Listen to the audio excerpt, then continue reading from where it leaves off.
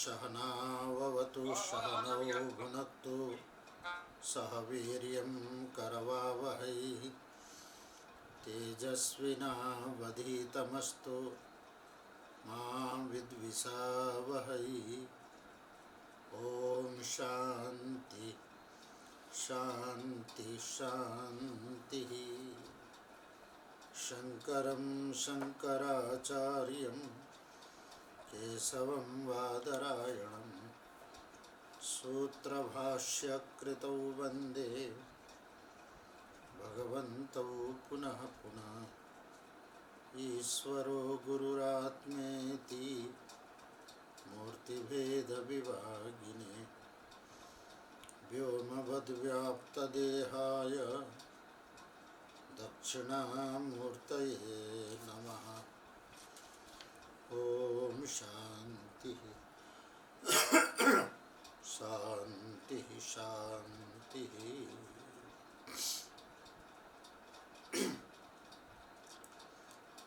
मनोबुद्ध्यहंकार चित्तानि नाहं न च श्रोत्रजिह्वे न च घ्राणनेत्रे न च व्योमभूमिर्न तेजो न वायुः चिदानन्दरूपः शिवोऽहं शिवोऽहं चिदानन्दरूपः शिवोऽहं शिवोऽहं शिवोऽहं शिवोऽहं शिवोऽहं शिवोऽहं चिदानन्दरूपः शिवोऽहं शिवोऽहं।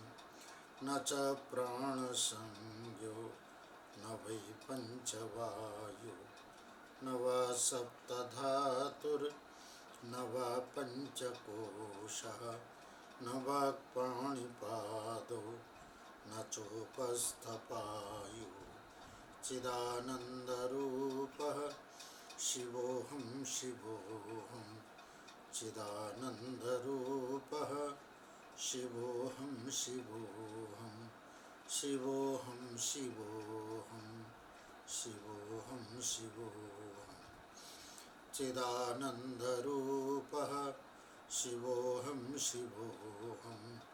न मे द्वेषरागौ न मे लोभमोहौ मदो नैव मे नैव मात्सर्यभावः न धर्मो न चार्थो न कामो न मोक्षः चिदानन्दरूपः शिवोऽहं शिवोऽहं चिदानन्दरूपः शिवोऽहं शिवोऽहं शिवोऽहं शिवोऽहं शिवोऽहं शिवोऽहं चिदानन्दरूपः शिवोऽहं शिवोऽहं। न पुण्यं न पापं न सौख्यं न दुःखं न मन्त्रो न तीर्थं न वेदा न यज्ञः अहं भोजनं नैव भोज्यं न भोक्ता चिदानन्दरूपः शिवोऽहं शिवोऽहं चिदानन्दरूपः शिवोऽहं शिवोऽहं शिवोऽहं शिवोऽहं शिवोऽहं शिवोऽहं चिदानन्दरूपः शिवोऽहं शिवोऽहं। न मे मृत्युशङ्का न मे जातिभेदः पिता नैव मे नैव माता न जन्म न बन्धुर्न मित्रं गुरुर्नैव शिष्यः चिदानन्दरूपः शिवोऽहं शिवोऽहं चिदानन्दरूपः शिवोऽहं शिवोऽहं शिवोऽहं शिवोऽहं शिवोऽहं शिवोऽहं चिदानन्दरूपः शिवोऽहं शिवोऽहम् अहं निर्विकल्पो निराकाररूपो विभुर्व्याप्य सर्वत्र सर्वेन्द्रियाणां सदा मे समत्वं न मुक्तिर्न बन्धः चिदानन्दरूपः शिवोऽहं शिवोऽहं चिदानन्दरूपः शिवोऽहं शिवोऽहं शिवोऽहं शिवोऽहं शिवोऽहं शिवोऽहं चिदानन्दरूपः शिवोऽहं शिवोऽहम्।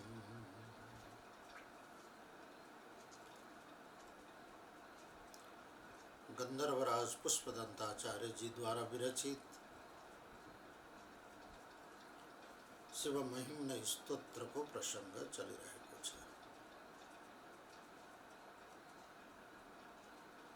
अभ्यास को लगी 12वां श्लोक।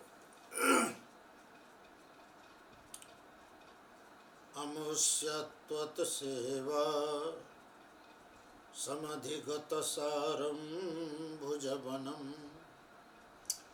वलात् कैलासेऽपि त्वदधिवसतौ विक्रमयतः अलभ्या पाताले प्यलसचलिताङ्गुष्ठशिरसि प्रतिष्ठा त्वय्यासीत् ध्रुवमुपचितो मय्यति खला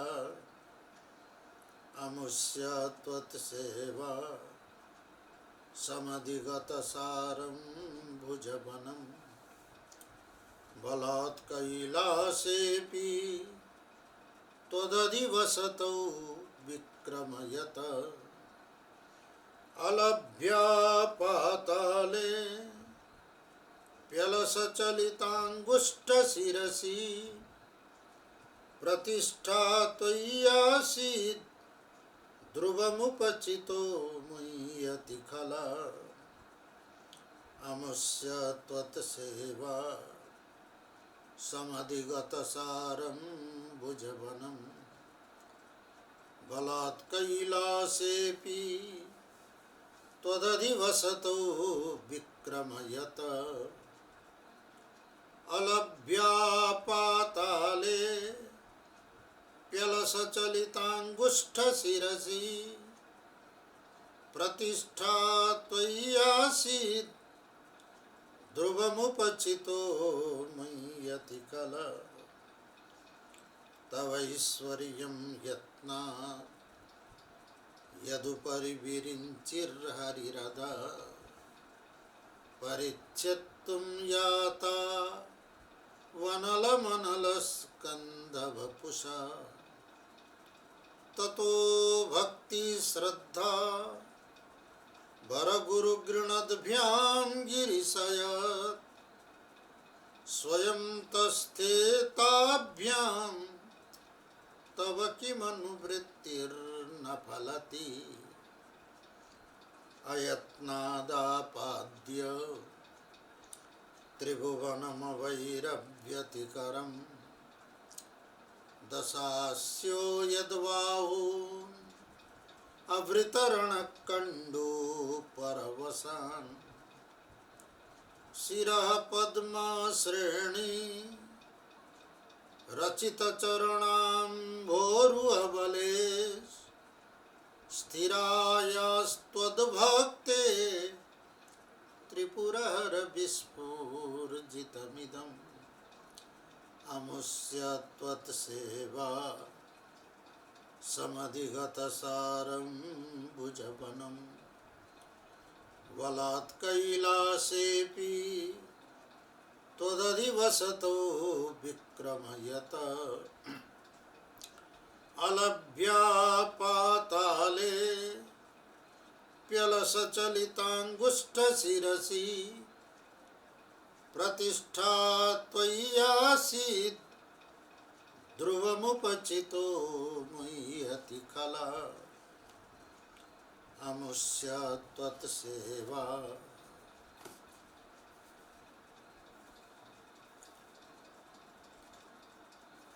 गंधर्वराज पुष्पदंताचार्य जी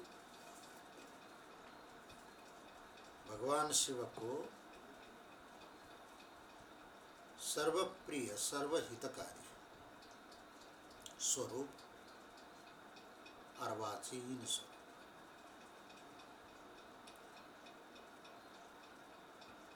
जो लोकवत्तु लीला कैवल्यम बादरायणले ब्रह्मसूत्रको सूत्र रचना गर्नुभयो। जति पनि अर्वाचीन रूपहरू छन् वैदिक सनातन शास्त्रमा, वेदमा, पुराणमा, स्मृति ग्रन्थहरूमा, ती सबै परमात्माले लीला गर्न भनेर धारण गरिएका स्वरूपहरू हुन्। कोही स्वरूप निग्रह गर्नको लागि, कोही स्वरूप अनुग्रह गर्नको लागि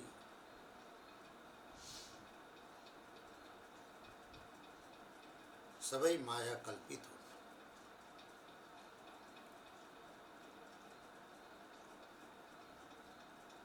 अजोपि सन् नव्ययात्मा भूतानां ईश्वरोऽपि सन् प्रकृतिं स्वम् अधिष्ठाय संभवामि आत्ममायया। अर्वाचीन स्वरूपको धारण गर्नुमा मुख्य उद्देश्य यही छ। स्वयं अजन्मा हुँदाहुँदै पनि माया किंवा प्रकृतिको आश्रय लिएर परमात्मा अनेक रूपमा सजन्मा भएर लीला गर्नुहुन्छ। नाटक और लीला को लागि जति पनि पात्र हुन्छन् ती सबै पात्र रियल पात्र कोही पनि हुँदैन। भगवान रामले रामलीला गर्नु भएन। भगवान रामले राम कार्य गर्नुभयो, लीला गर्नु भएन। तर आज पनि हामी रामका समस्त कार्यहरूलाई लीलाको रूपमा मञ्चमा अभिनय गर्छौं, मञ्चित गर्छौं। त्यसमा न कोही असली राम हुन्छ, न कोही असली सीता हुन्छ, न कोही असली रावण हुन्छ,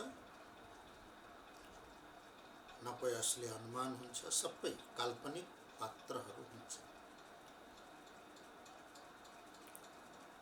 किनभने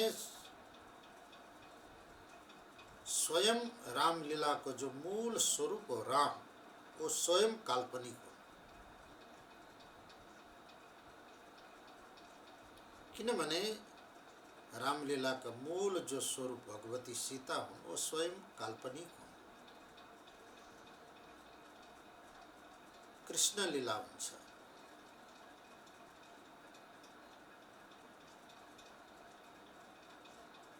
जगह जगह आजकल तो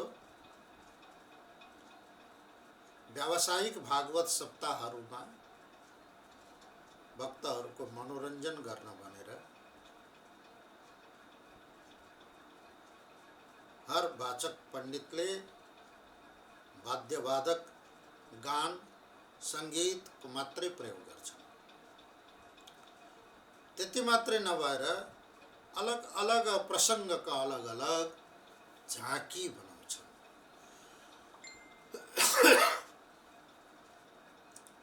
ती सबै लीला मात्र हो, नाटक मात्रै हो।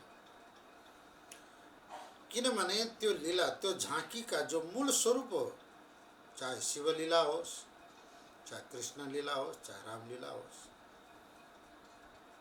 ती सबै माया कल्पित हुन्। शिवलीला कर्ता शिव स्वयं माया कल्पित हुन्, अर्वाचीन हुन्। पार्वती स्वयं अर्वाचीन हुन्, राम स्वयं अर्वाचीन हुन्, सीता अर्वाचीन हुन्, कृष्ण स्वयं अर्वाचीन हुन्, राधा स्वयं अर्वाचीन हुन्। उन अर्वाचीन स्वरूपले गरेका कर्महरूलाई अनुकरण गर्न हामी मञ्चमा मञ्चन गर्छौं। ती सबै काल्पनिक हुन्छ, किनभने अर्वाचीन स्वरूपै माया कल्पित हो। कल्पना को कल्पना, ये देखो, ये तो सारा जगत होती है। रिफ्लेक्शन को रिफ्लेक्शन, प्रतिबिंब को प्रतिबिंब हामीले धेरै जगह देख्छौँ। और जो व्यक्ति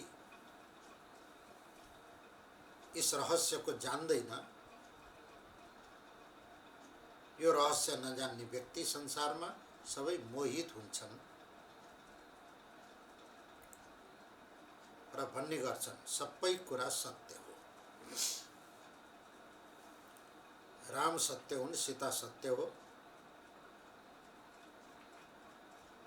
दशरथले 14 वर्ष जंगल रामलाई वनवास पठाएको कुरा सत्य हो। रावणले सीतालाई हरण गरेको कुरा बिल्कुल सत्य हो। यस शास्त्रको मर्म नजान्ने व्यक्ति, वैदिक सत्य सनातन धर्मको तात्विक दार्शनिक स्वरूप नजान्ने व्यक्तिहरूले यस्तो अवधारणा गर्छन्, यस्तो कल्पना गर्छन् कि राम बिल्कुल सत्य हो। सत्य रामले लीला गर्न सक्दैन। सत्य राम तो सच्चिदानंद अद्वितीय राम तत्व त्यो हो।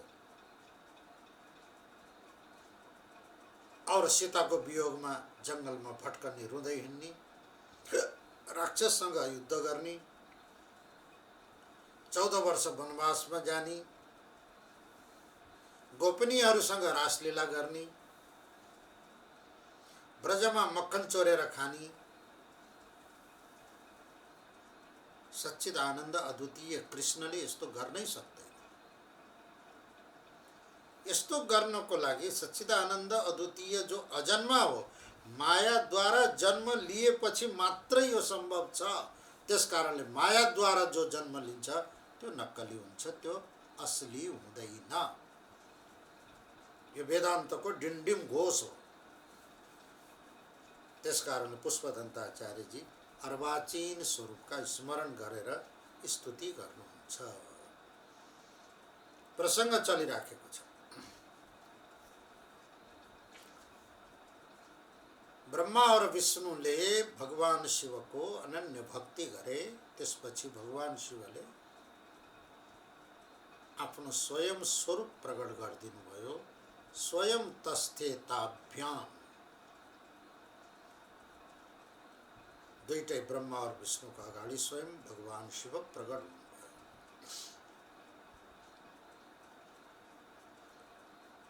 भक्ति को प्रभाव हो। पुष्पदन्ताचार्यजीले भनिसक्नु भएको छ, त्यो भक्ति को प्रभाव। त्यसपछि राजसिक भोगवादी भौतिक समृद्धि को अभिलाषा लिएर रावणले तपस्या गर्यो। शिव पुराण को त्यो प्रसंगलाई 11वां श्लोक में उद्धृत गरेर भगवान पुष्पदन्ताचार्यजीले शिवको स्तुति गर्नुभयो।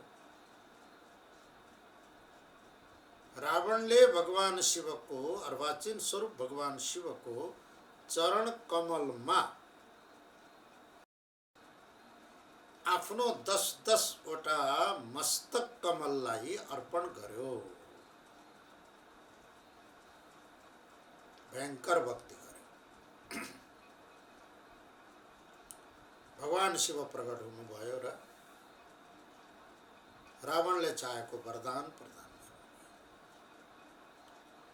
रावणले के चाहेको थियो त के समधिगत सारम भुजवनम,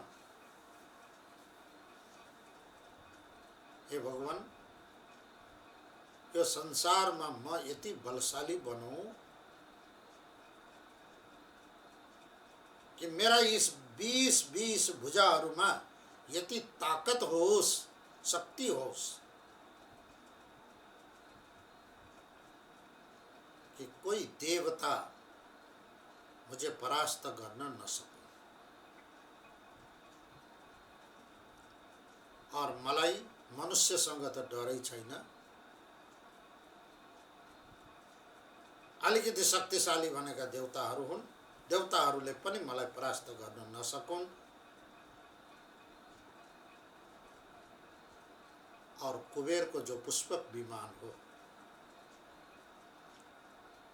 त्यस्ता समृद्धि, त्यस्ता साम्राज्य स्वतः मलाई प्राप्त होस्। भगवान शिवले तथास्तु भनिदिनु भयो।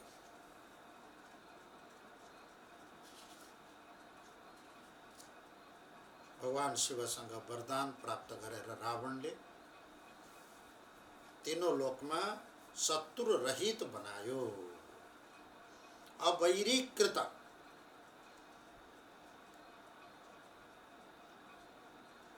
द्युलोक भन्दा माथि सबै कुनै पनि लोकमा रावणसँग दुश्मनी गर्ने कल्पनै गर्न सक्दैन कसैले पनि। मर्तलोकमा रावणसँग दुश्मनी गर्ने कसैले कल्पनै सोच्नै सक्दैन। और तल पाताल लोक पर्यन्त कसैले पनि रावणसँग दुश्मनी गर्न सक्दैन।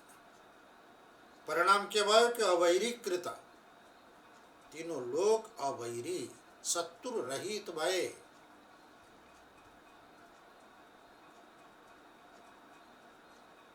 तर त्यसको परिणाम के भयो? रावण समृद्धि प्राप्त गरेर स्वयं रावणले आफ्नो शक्ति और सामर्थ्य प्रति उसलाई मोह भयो।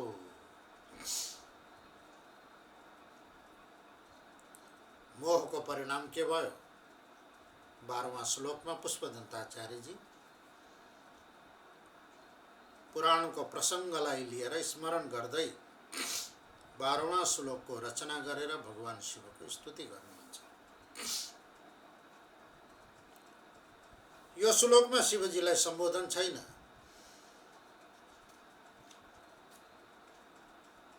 11वां श्लोकमा रावणले शिवजीलाई जो सम्बोधन गरेको थियो त्यो सम्बोधन नै यहाँ निरन्तर आउँछ। त्यही सम्बोधनलाई यो श्लोकमा पनि लिनुपर्छ।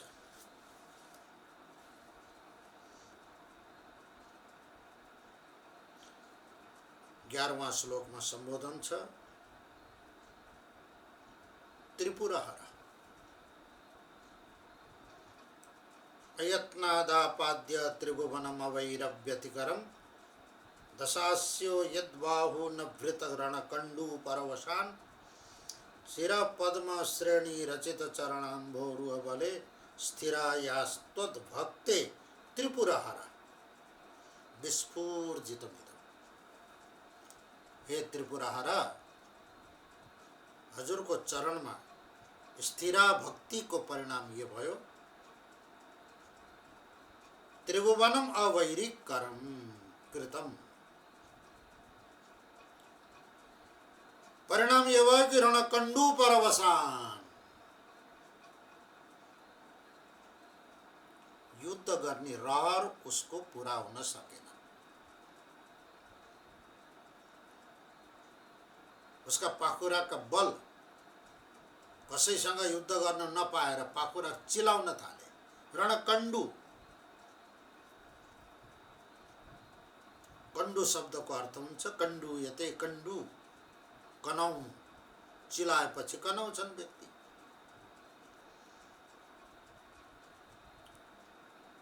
तर कोसँग लड्ने यो रावण? आफूमा भएको बल जाँच्नको लागि कोसँग लड्न जाने? जोसँग लड्छु भनेर रावण उभिन्छ पहिल्यै सरेन्डर भइहाल्छ, नतमस्तक भइदिन्छ व्यक्ति। इन्द्रसँग लड्न गयो, इन्द्र नतमस्तक भइदियो। त युद्ध गर्ने रहर अधुरो रह्यो कि रहेन? कुबेरसँग लड्न गयो, कुबेर पहिल्यै नतमस्तक भइदियो। युद्ध गर्ने रहर त्यसै रह्यो। कोसँग लडेर युद्ध गर्ने रहर पुरा गर्ने, रणकण्डु परवसान, पराधीन भयो, युद्ध गर्न पाएन। परिणाम के भयो? मोह भयो। मोह के भयो कि ममा कति शक्ति छ त्यो जाँच्ने अवसर मैले पाइनँ।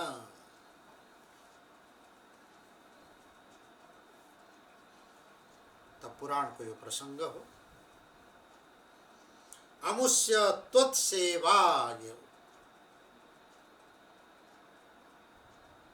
उस रावणले,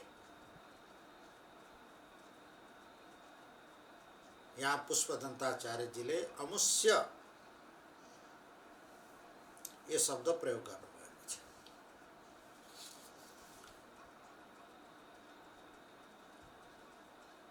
तदस्यको जग्गा अमुष्य ये शब्द प्रयोग गर्नुको प्रयोजन के हो त विद्वानहरूले समीक्षा गरेका छन्।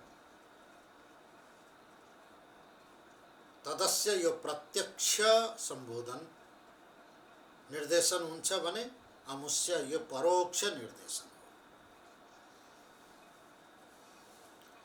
दुष्ट व्यक्तिलाई परोक्ष सम्बोधन गर्नुपर्छ।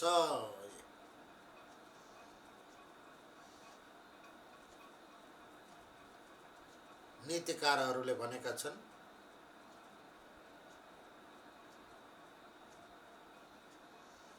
सकटम पञ्चहस्तेन दशहस्तेन वाजिनम।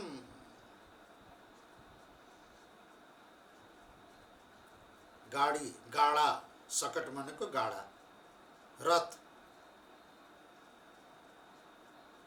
रथको पछाडि हिँड्दाखेरि 5 हात दूरी बनाएर राख्नु पर्छ। बिल्कुल जोडिएर हिँड्नु हुँदैन, टाँसिएर हिँड्नु हुँदैन, कम से कम 5 हातको दूरी। गाडी चलाउनेहरूले जगह जगह पुलिसको या निर्देशनमा लेखिएको हुन्छ आफ्नो गाडी अगाडिको गाडीभन्दा 5 हात टाढा दूरी बस्नुपर्छ। त्यही हो सकटम पञ्चहस्तेन दशहस्तेन वाजिनम। घोडाले लात्ताले हान्ने सम्भावना हुन्छ, त्यसकारणले घोडाको पछाडि हिँड्दाखेरि 10 हात दूरी राखेर ग्याप राखेर हिँड्नुपर्छ। हस्ती हस्तसहस्रेण, यदि हात्तीको पछि हिँड्नु छ भने माउते बाहेक अरू सवर साधारणहरू 1000 हात टाढा हात्तीको आसपासमा झ्याप्पिनु हुँदैन। 1 हात टाढा, किनभने हात्तीको कोही भरोसा हुँदैन। मदमत्त भएको हात्तीले तुरन्त सुनले लपेटेर फ्याँकिदिन्छ। हात्ती भएको ठाउँको 1000 हात टाढा बस, नीतिकारको वचन हो। और कुनै गाउँमा यदि कोही दुर्जन दुष्ट व्यक्ति छ भने त्यो गाउँै नै छोडिदिनु पर्छ सज्जन पुरुषले। किन सज्जन पुरुषले दुष्ट पुरुषलाई गाउँ निकाला त गर्न सक्दैन, किनभने ऊ दुष्ट हो। दुष्टलाई कसैले पनि गाउँ निकाला गर्न सक्दैन। परिणाम के भयो कि सज्जनको यही समझदारी हो कि त्यो गाउँमा यदि कोही महान दुष्ट कल छ भने त्यो गाउँ नै परित्याग गर्नुपर्छ। जो कि भीमले गरे, जो कि भीमले गरे। रावण दुष्ट थियो लङ्कामा, किनभने उसको पछि लाग्ने सबै दुष्ट थिए।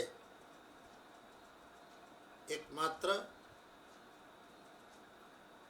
भीष्म नहीं, विभीषण, एकमात्र विभीषण सज्जन थिए लङ्कामा, सत्पुरुष थिए।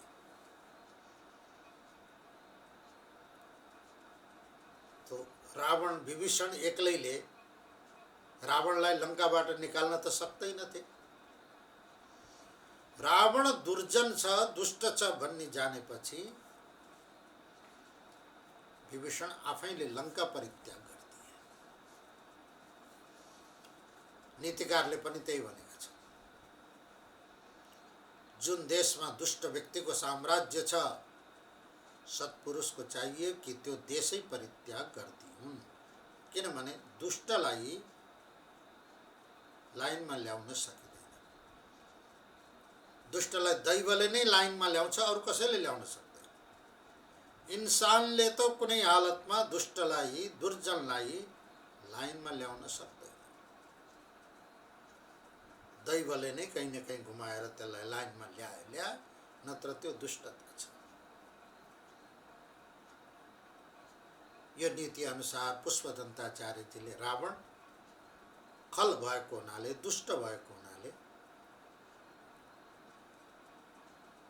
रावणलाई परोक्ष निर्देशन गरेर अमुष्य शब्द प्रयोग गर्नुभयो।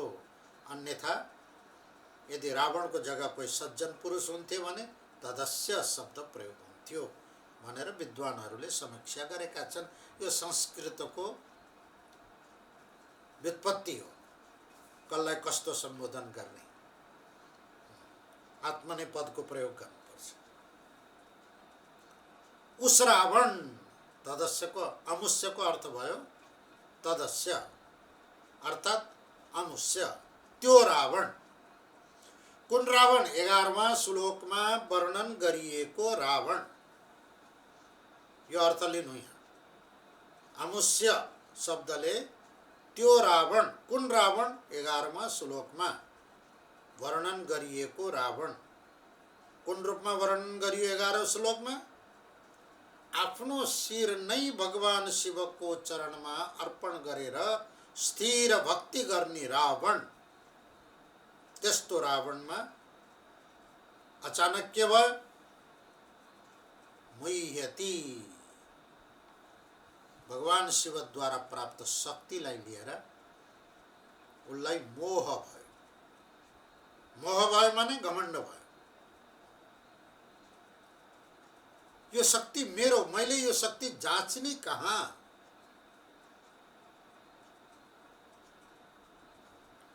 मोह को कारण बताइयो। समधिगत सारम भुजवन, तत्सेवा, हे शिव, हे त्रिपुराहर, उस रावणले हजुरको सेवा द्वारा, तत्सेवा, हजुरको सेवा भक्ति द्वारा,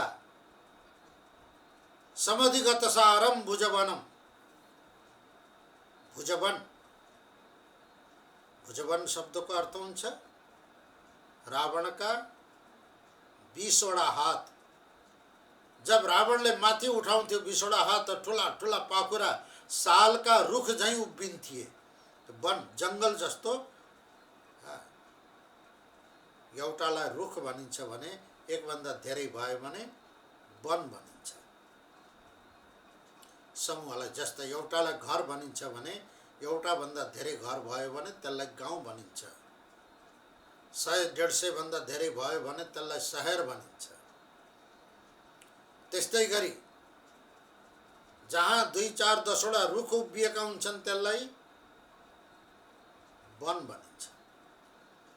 यहाँ त रावणका पाखुरा माथि ठड्याएको बेलामा त ठुला ठुला सल्लो और देवदारू साल का रुख उभिए जस्तो हुन्थ्यो। सुदृढ पाखुरालाई बलिया पाखुरा, मोटा पाखुरा, बलिया पाखुरा, शक्तिशाली पाखुरा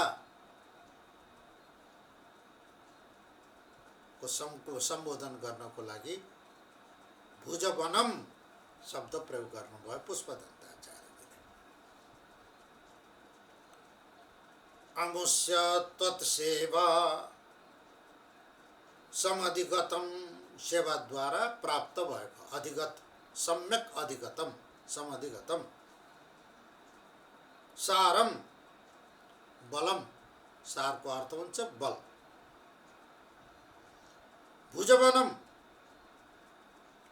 पाखुरा रूपी जंगल,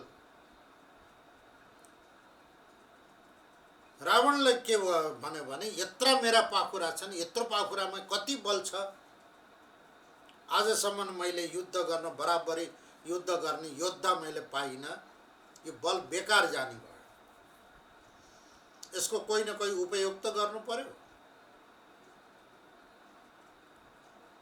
कसरी उपयोग गर्ने? बलात् कैलासेपि तदधिवसतौ विक्रमयत। ये देखो, यही हो रावण को दुष्टता।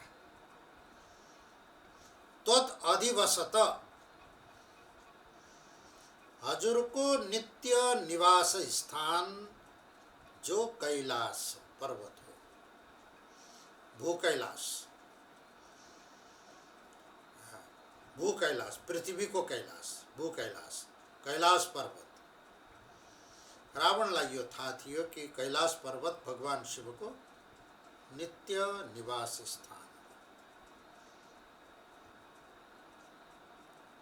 रावण को शिव भक्ति को बारे में पुराणहरूमा धेरै राम्रा राम्रा प्रसंगहरू छन्, अद्भुत प्रसंग छन्। तर रावण को यही एउटा उद्दण्डता, दुईटा उद्दण्डता रावण को जीवन में देखिन्छ।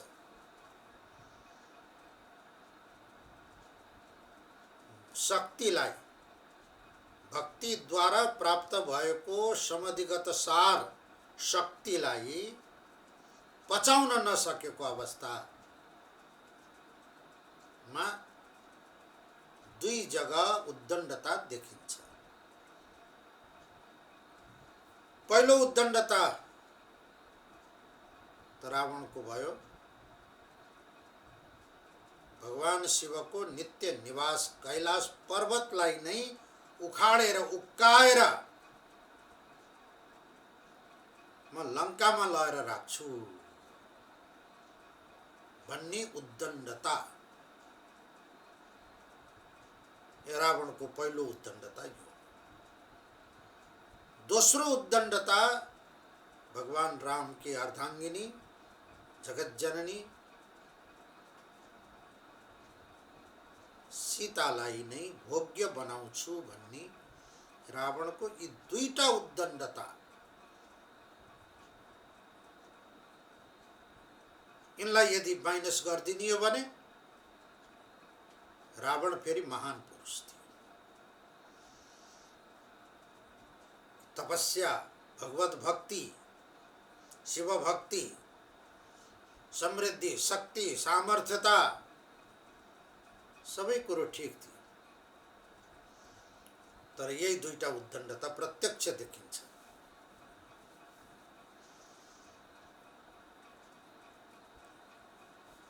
पहिलो त कैलाशलाई नै उक्काएर आफ्नो लंका लान्छु भन्ने उद्दण्डता,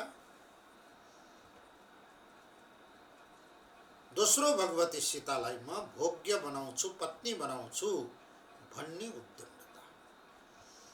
केवल यी दुईटा उद्दण्डताले रावण को चरित्र दूषित भयो। उसको सबै सद्गुणहरू, विद्वता, बल, शक्तिशालीता, सामर्थ्यता सब गुण गोबर भए। नीतिकारले भनेका छन्, यदि 99 सद्गुण छन् र एउटा दुर्गुण छ भने तो एउटा दुर्गुण भारी पर्छ। 99 सद्गुण को सामने एउटा दुर्गुण भारी पर्छ। व्यवहारमा नीतिकारले पनि भनेका छन्, एउटा माछोले पूरा तलाउको पानी दूषित गर्छ, त्यो माछो मर्यो भने त्यो तलाउमा त हजारौं माछा छन्, तर ती जिउँदा माछाले तलाउको पानी दूषित नगर्ने, हजारौं माछाले। तर एउटा माछो मर्यो भने पुरै तलाउको पानी, पोखरीको पानी दूषित भयो। दुर्गुण हो नि त, माछो मर्यो, यही त दुर्गुण हो। जिउँदा माछाले केही गर्दैन, मरेको माछाले बिगार्यो, तलाउ बिगार्यो। 199 सद्गुणमा एउटा यदि कसैको जीवनमा दुर्गुण छ भने त्यो 99 सद्गुण निष्क्रिय, बेकार, ओझेलमा पर्छ। और एउटा दुर्गुण नै सर्वको सामने प्रकाशित हुन्छ र त्यो पुराका पुरा व्यक्तिको जिन्दगी नै दुर्गुणमा परिणत हुन्छ।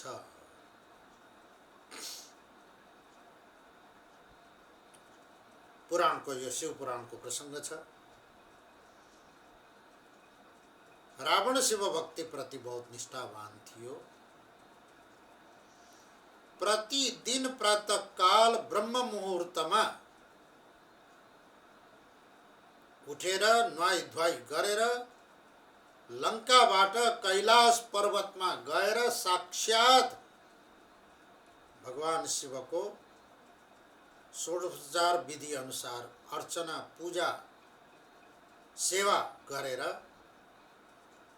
घाम उदाउनुभन्दा पहिला लङ्का फर्किसक्थ्यो। पुराणहरूमा प्रसङ्ग छ। प्रतिदिनको त्यो नियम हो रावणको।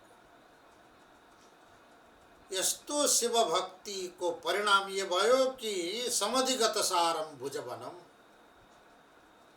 वो सर्वशक्तिमान भयो शिव कृपा द्वारा, जो 11वां श्लोकमा स्पष्ट भयो। तर एक दिनको कुरा हो। रावणले विचार गर्यो, पहिला त म छिटो थिएँ, केटो थिएँ, जाँगर थियो, म चाँडै उठ्थेँ। अहिले त म नुहाई धुवाई गरेर कैलाश गएर पूजा गरेर घाम उदाउनुभन्दा पहिला फर्कन सक्छु। भोलि गएर म बुढो हुनेछु, धीरे धीरे म कमजोर हुनेछु और यसरी 4 बजे बिहान 3 बजे उठ्न सम्भव नहोला। अब कैलाशमा पुगेर पूजा गरेर फेरि फर्केर आउन सम्भव नहोला। अक्सर हामीहरूमा पनि त्यो रावण वृत्ति देखिन्छ। कहिलेकाहीँ जुन बेला हाम्रो जीवनमा रावण वृत्ति देखिन्छ त्यो बेलामा हामीमा पनि त्यस्तो भावना आउँछ।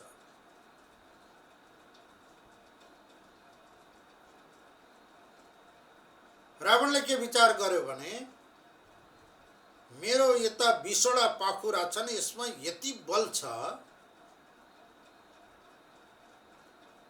कैलाश पर्वतलाई नै उक्काएर ल्याएर यहीँ लङ्कामा राखेँ भने बिहान चाँडै उठ्ने समस्या पनि समाप्त हुन्छ, आरामसित सुत्न पाउँछु।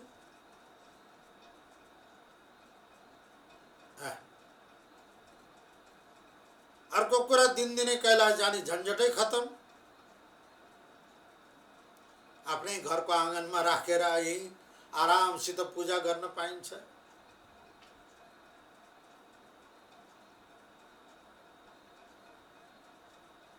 केही व्यक्तिहरू त्यसलाई सकारात्मक पनि लिन सकिन्छ र नकारात्मक पनि लिन सकिन्छ।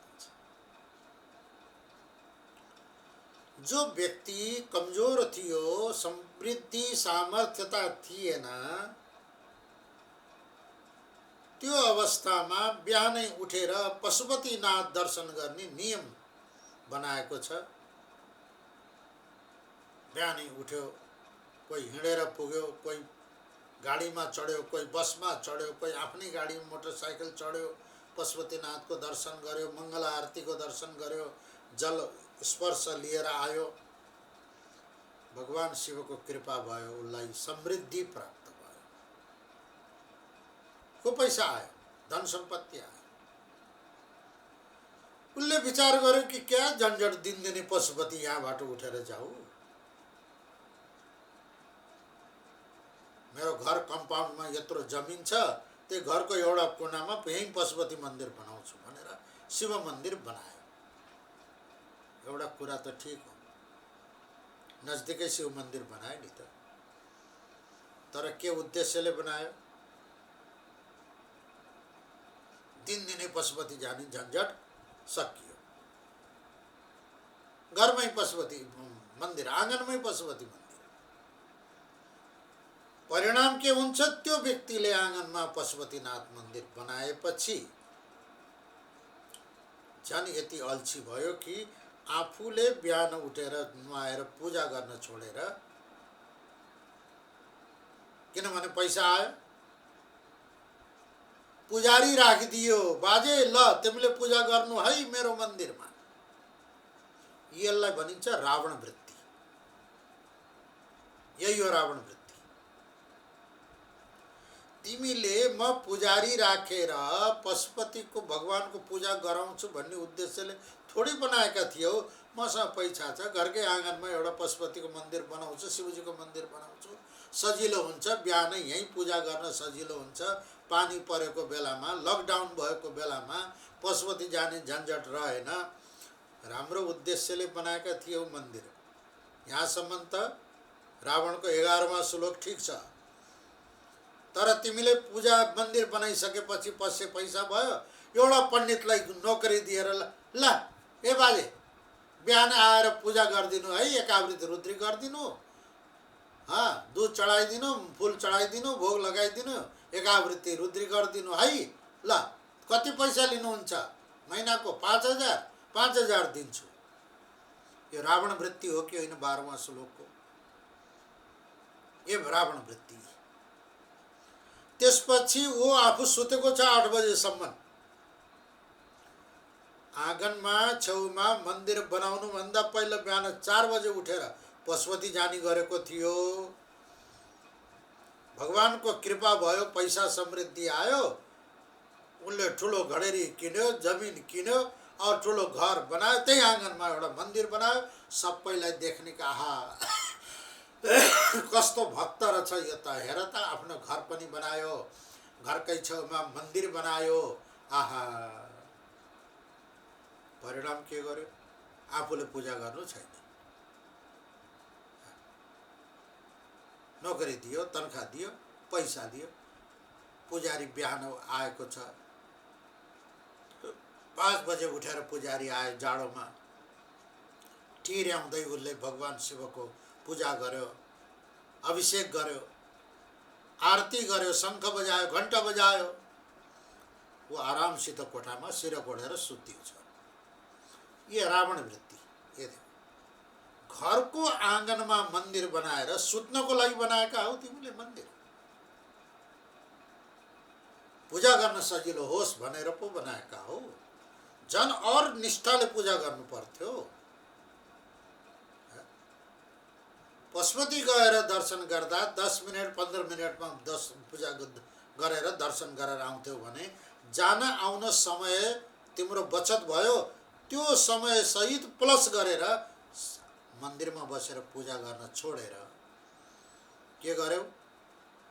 पुजारी राखिदियौ। उसले पूजा गर्छ, गर्यो कि गरेन, कसरी गर्यो, आफू सिर कोडेर सुते आरामसित। ये रावण वृत्ति। यही मोह हो। धन सम्पत्ति समृद्धि प्राप्त गरेर त्यो नियमलाई निरन्तरता दिन नसक्नु, यही रावण वृत्ति मोह हो। तो रावणले के गर्यो? गयो कैलाशमा। एक दिन उसको विचार आयो, उक्काउँछु म। हेरौँ त उक्काउन सक्छु कि सक्दिन।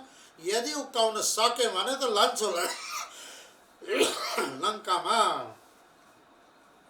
भनेर 20 हात जमिनभित्र गाडेर पर्वतलाई, कैलाश पर्वत जो रजतगिरी, ध्याये नित्यम महेशम रजतगिरी निभम, चाँदीको जस्तो भगवान शिवको कैलाश पर्वत, बरफ छ, सेतो बरफ, हल्लायो। पुराणमा यो प्रसङ्ग छ। एक दिन कैलाशमै त्यो एउटा संयोग हुन गएको छ है। त्यहाँ इत्तफाक संयोग हुन गयो। आउँछ प्रसङ्ग, आगे आउँछ। 'गङ्गा अवतरणको प्रसङ्ग आउँछ। पुष्पदन्ताचार्यजीले त्यो प्रसङ्गलाई पनि स्मरण गर्नुभएको छ। पृषत लघु दृष्ट शिरसिते, भगीरथले गङ्गाजीलाई तपस्या गरेर गङ्गालाई पृथ्वी ल्याउने क्रममा गङ्गाजीले भगीरथलाई शर्त राख्यो, म पृथ्वीमा त आउन तयार छु, तिम्रो अनुरोध लिएर तिम्रा पूर्वज पितृहरूको उद्धार गर्न म आउन तयार छु, तर मेरो वेगलाई तिम्रो पृथ्वीले धान्न सक्दिन। म स्वर्गबाट वेगसित तल झरेँ भने पृथ्वी नै पातालमा जान्छ।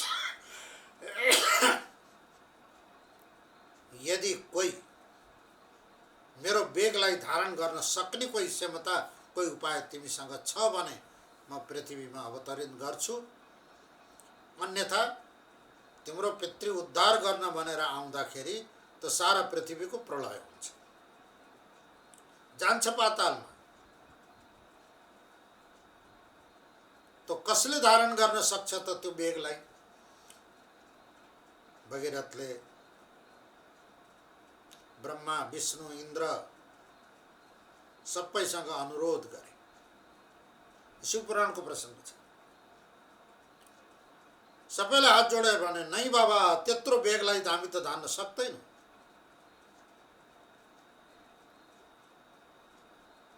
अन्तमा शिवजीलाई अनुरोध गरे, भगवान यो हो, यो मैले तपस्या गरेँ, मेरा पितृहरूको उद्धारको लागि स्वर्गबाट गङ्गालाई पृथ्वीमा ल्याउनु छ। गङ्गा सागरमा कपिल महर्षिको क्रोधले, श्रापले मेरा पूर्वजहरू अभिशप्त भएर डढेर करानी भए। उनको उद्धार तब सम्भव छ जब स्वर्गबाट गङ्गाजीको जल स्पर्श हुन्छ। त्यसको लागि मैले गङ्गा अवतरणको प्रयत्न गरेँ। गङ्गा अवतरण हुन तयार छन्, तर उसको वेगलाई कसैले धान्न सक्दैन। हजुरले कृपा गरिदिनु पर्यो। आगेको प्रसङ्गमा यो आउँछ। भगवान शिवले स्वीकार गर्नुभयो, आउन देऊ गङ्गालाई, जतिसुकै वेगमा आउँछ आउन देऊ, भनिदेऊ, जाऊ, आओस् पृथ्वीमा।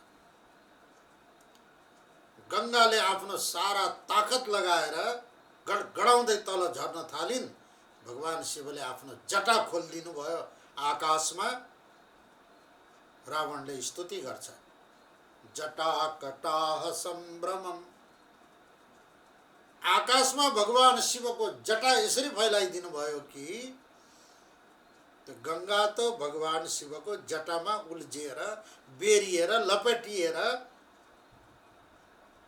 एउटा थोपो पनि तल झरेन, एउटा थोपो तल झरेन। लगेर त गायब, सुक्खा।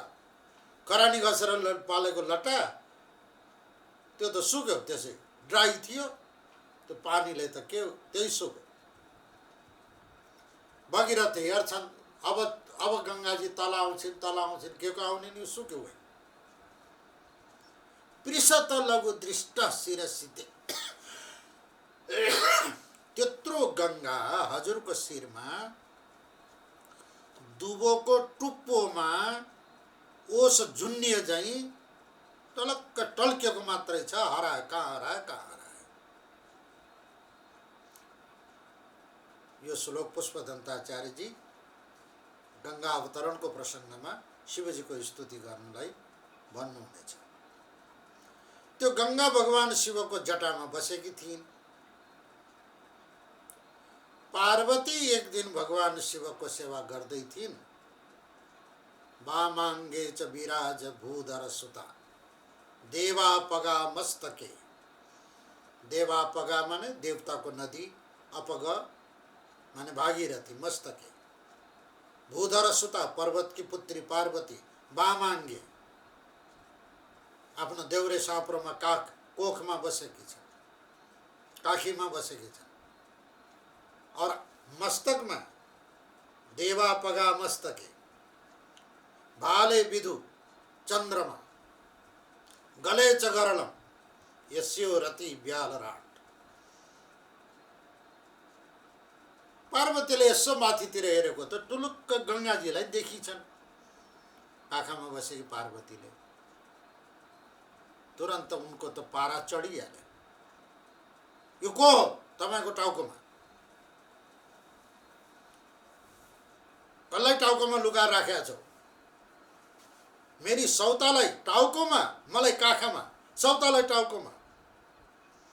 तिम्रो चरित्र मलाई यो थाहा छ, पुरुषको चरित्र। अर्की पत्नीलाई टाउकोमा जटामा लुकाएर, जटा किन पालेका रहेछौ यत्रो लामो भन्ने त आज पो थाहा भयो। मेरी सौता लुकाउनलाई पो तिमीले जटा पालेर राखेका रहेछौ। हेर त, त्यसलाई किन टाउकोमा राखेको? तुरन्त निकाल।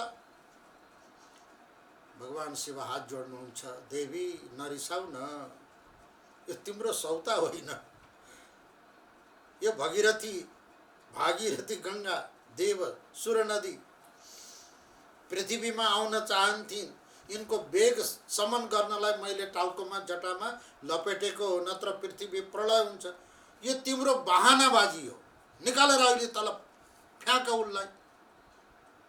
तिमीले अहिले नै निकालेर तल फ्याँक्दैनौ भने म अहिले बस्दिनँ तिमीसँग। म जान्छु आफ्नो माइत। हम मायके चले जाएंगे तुम देखते रहिए, झूठ बोले कौवा काटे। बचपन में गीत बहुत गाउँथे क्या। इंडिया में बसेको कुन जमानाको विश्वनाथलाई थाहा होला, यो कुन फिल्मको मलाई थाहा छैन। अहिले याद आयो क्या त्यो गीत, झूठ बोले कौवा काटे, काले कौवे से डरियो, मैं मैके चले जाऊँ कि तुम देखते रहियो। त्यो गीत आयो। हाँ, बॉबी फिल्म को। अच्छा अच्छा, त मलाई थाहा छैन, त्यो याद आएर भनिदिएको है। फेरि यसको अर्थ फेरि अनर्थ नगर नि फेरि। भगवान शिवले धेरै सम्झाउनु भयो, तर पार्वती मानिनन्। काखबाट बुरुक्क उफ्रिएर हिँड्दिन माइत जान्छु भनेर रोषमा। त्यही बेलामा रावणले आफ्नो शक्ति जाँच्नलाई पर्वत उखाड्छु भनेर उक्काउन थाले रहेछ। पुरा पर्वत हल्लियो। हल्लिएसित पार्वती डराएन। अरे के भयो, यो त पर्वत भुइँचालो आयो, के भयो भनेर पुरा डराएर दौडदै आएर भगवान शिवलाई अँगालो हालेर समातिन रे। अनि बल्ल ठिकानामा आइन् पार्वती। शिवजीले भन्नुभयो, माइत जान्छु भनेको थियो भने जाऊ न त। बोले कसरी जाने, पुरै पर्वत हल्लियो। अच्छा अब ठिक भयो, तिमी चुप लाएर बस। माइत जाने, माइतको नामै नलेऊ भाइ, बस यहीँ, म सम्हाल्छु। भगवान शिवले यसो ध्यान गरेर हेर्नुभएको त रावणको उद्दण्डता, 20वटा पाखुराले पुरा कैलाश उक्काइसकेको रहेछ र यसरी माथि उठाइसकेको रहेछ। त्यही बेलामा त्यो पर्वत हल्लिएको रहेछ। चलो, रावणको दुष्टताले पनि शिव पार्वतीको जो विवाद थियो माइत जानबाट बचिन्। ओम पूर्णमद पूर्णमिदं पूर्णात् पूर्णमुदच्यते पूर्णस्य पूर्णमादाय पूर्णमेवावशिष्यते। ओम शांति शांति शांति।